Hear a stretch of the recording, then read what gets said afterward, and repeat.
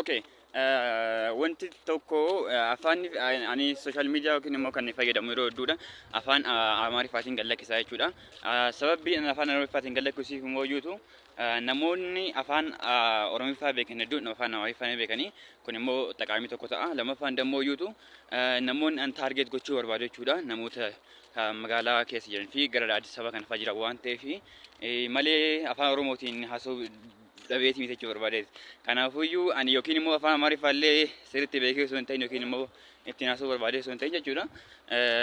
Bakka hin jiraan really like intin audience yookiin immoo namoonni viidiyoo kee dhageeffachuu danda'an baay'eetu jira jechuun yoo afaan Amaariffaatiin haasa'e namoonni naannoo Oromiyaa keessa jiranii fi namoonni Addis Ababa keessa jiraniif kuuwwan illee jechuudha dhageeffachuu hin danda'an jechuudha afaan Amaariffaa waan ta'eef garuu Oromoo ta'e audiencein kiyya immoo hin xiqqaataa jechuudha. Kanaaf kan afaan